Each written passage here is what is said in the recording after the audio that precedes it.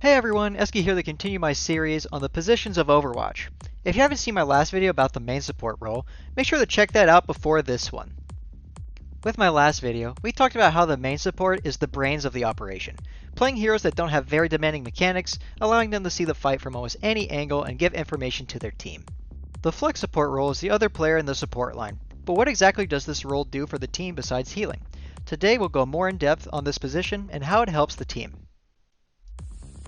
Warming up aim is extremely important for this role, so make sure to do your time in the aim trainer for about 10 to 15 minutes to get you ready for one of the most mechanically demanding roles in the game.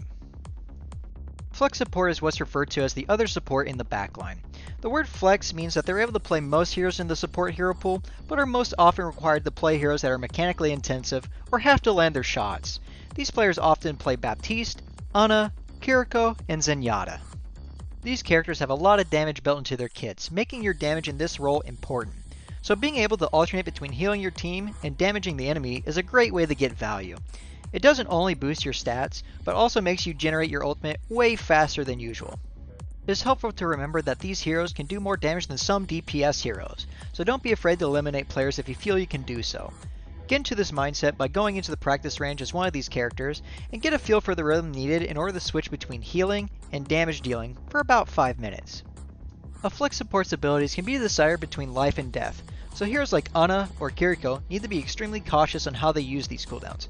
A good way to feel out how your cooldowns are used is to ask yourself, was there a specific reason I used this cooldown? A really good example of this is with Ana's Sleep Dart and Anti-Nade. These are usually the only thing that allow this character to survive being jumped on. If you use these ability without a reason, you can open yourself up to getting dove and ultimately die. So when you're playing the game, focus on what you need to have in order to survive, and use these abilities to the best of your ability to fend off your attackers. The interaction between Genji and Ana is a great way to see this. Use the code CKMC1 for a sleep dart trainer designed for you to either land your sleep or die. Practice this for about 10 minutes. Although it can be tough, once you're able to consistently hit sleeps, it'll be way easier to replicate in the game. Flex support is referred to as a carry role, meaning that the amount of output during play can itself turn fights, especially if you're playing Zen or Baptiste. Making sure that you're positioned in a place where you can both see your team and the enemy is important. For examples of this, we'll head to Gibraltar and give you an idea of what are good positions to hold. On first point, there's a position referred to as server, where you can sit and are able to see your team without getting hit. We like to call this space server because of the servers in the room behind you.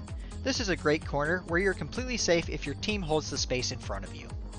On second point, you can actually sit on top of the spaceship if your team is holding close. However, if your team is holding back, the high ground to the top right is also very good. Any high ground on the second point of this map is usually where you want to be. And lastly, on the last point, there's a corner to the back left of the point that provides a ton of cover while also allowing you to see the hill the attackers are coming from. Now that we have some examples of good corners or positions, try and find some spots like these on other maps as you play. The hardest part of being a flex support is that you as a player have to master doing all these things at the same time. During the next 10 quick play games, try and combine all of these concepts together. Start off with finding a corner where if you are pressured, you're able to fall back to a safe position. Then, while the fight is going on, make sure that each cooldown that you use has a purpose. And finally, during this fight, try to alternate between healing your team and damaging the enemy. Allow yourself to feel the difference between doing these things as separate focuses and how they all come together during this final exercise. We've talked about the core skills of the flex support and how to get value in this role of the team. While this has the word support in their name, it doesn't mean that their sole purpose is to heal. Firstly, we want to establish that your safety as any support is needed in order to reach your full potential. Finding a place where you can see the entirety of the battle in front of you, where you can see your teammates and punish your enemies, is very important. Secondly, making sure that your cooldowns have a purpose with each use. Remember how you use your cooldowns can be the difference between making more value for your team or dying early. And lastly, don't be afraid to do damage to enemies when you're able to. Keep the mindset, if the enemy dies, we don't have to heal as much.